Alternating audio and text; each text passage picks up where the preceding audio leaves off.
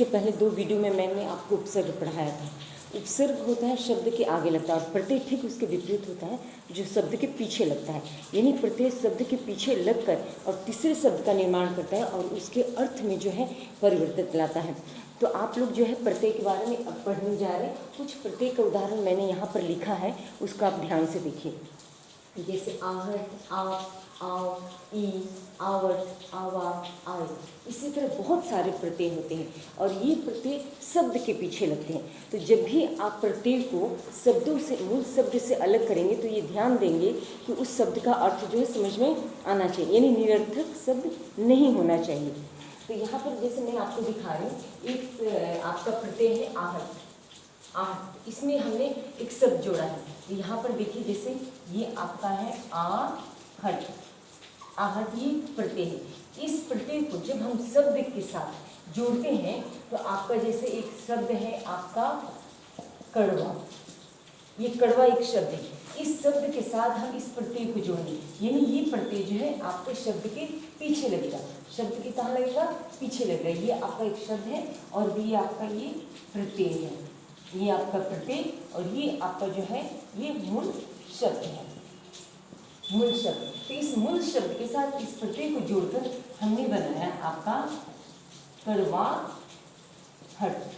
कड़वाहट, कड़वाहट, ठीक है। तो आपने कड़वा यानी जिसमें जो है वो आपका तीखापन हो, और कड़वाहट यानी उसके व्यवहार में उसका कड़वापन जो है उसके साथ हम मतलब समाहित रहता है, उससे अलग नहीं होता है। तो जब आप ये है आपका एक शब्दांश बन गया है, जो शब्द बन गया है, जो शब्द और प्रत्यय के साथ जुड़कर बना है। जब भी इसको आप संधि विच्छेद करके इसमें से प्रत्यय निकालेंगे और मूल शब्द निकालेंगे तो ये ध्यान देना होगा कि उस मूल शब्द का आपका अर्थ है।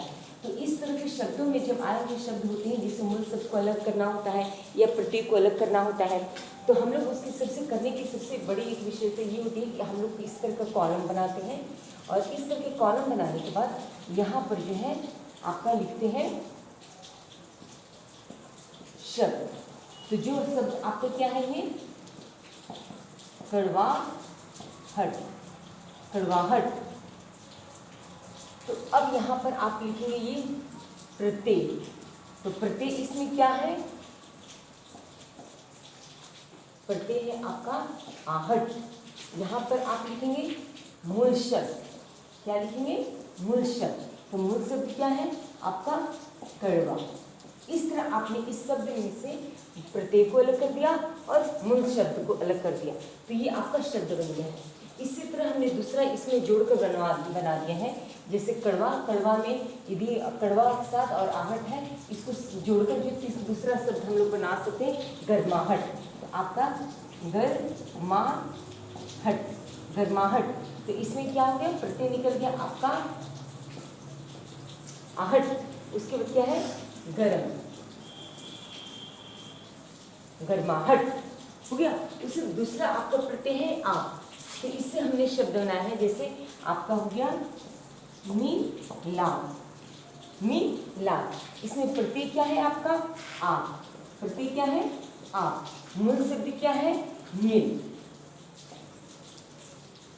मिल। तो इस तरह आप हम लोग जो है प्रत्यय को अलग कर दे रहे हैं और मूल शब्द को अलग करते हैं, और इस प्रत्यय और इस मूल शब्द से बनकर ये नया शब्द आपका है। तो ये तो हुआ कि अलग करना।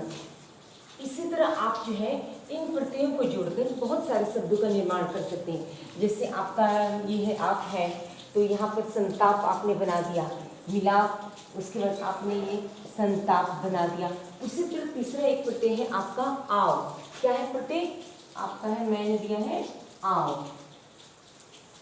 तो इसको जोड़कर आप शब्द के अंदर पीछे जब हम भी जोड़ेंगे तो इसमें आपका एक शब्द हो गया, जैसे आओ, आओ से मिलकर बन गया आपका लगाओ, लगाओ बन गया।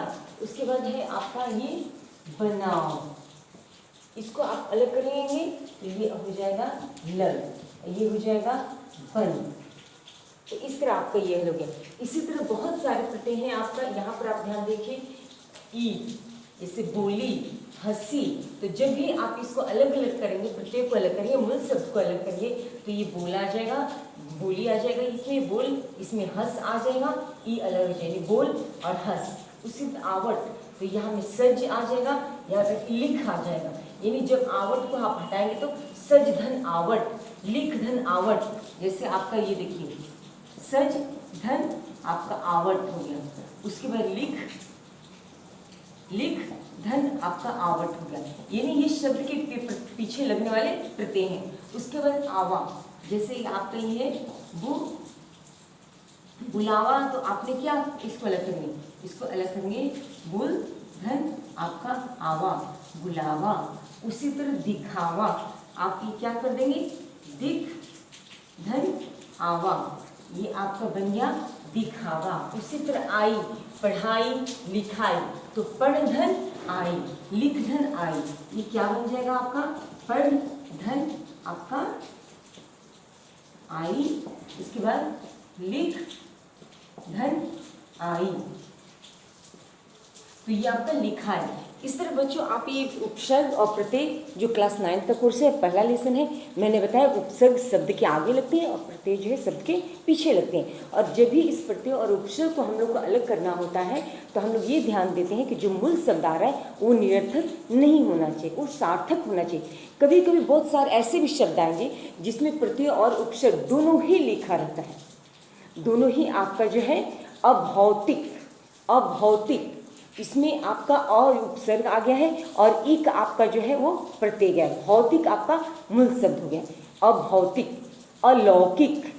तो इस तरह के कुछ शब्द आते हैं जिसमें उपसर्ग भी होते हैं और प्रत्यय भी होते हैं। तो उसमें हम लोग इस तरह के कॉलम को बढ़ा लेते हैं, शब्द लिख देते हैं, प्रत्यय लिख देते हैं, उपसर्ग लिख देते हैं और मूल शब्द लिख देते हैं। अब तक चारों को इसमें डिवाइड किया जाता है। तो आपका आज जो है पहला उपसर्ग और प्रत्यय का लेसन जो 9th का कोर्स से कंप्लीट हुआ है। बच्चों इस तरह आपके पास बुक होंगे, उस बुक को खोलकर जो उसमें दिए गए उपसर्ग है, प्रत्यय है, उनसे 3-3 शब्द बनाने की कोशिश कीजिएगा, क्योंकि पीरियोडिक टेस्ट में आपका फिर ये लेसन जो है उसमें आएगा उपसर्ग और प्रत्यय, जिसमें शब्दों से को जोड़कर उपसर्ग को जोड़कर शब्द बनाने होंगे, प्रत्यय को जोड़कर शब्द बनाने होंगे और मूल शब्द और प्रत्यय दोनों को अलग करने, इस तरह के जो प्रश्न जो बनाकर दिए जाएंगे।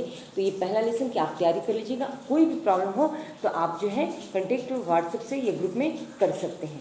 Thank you.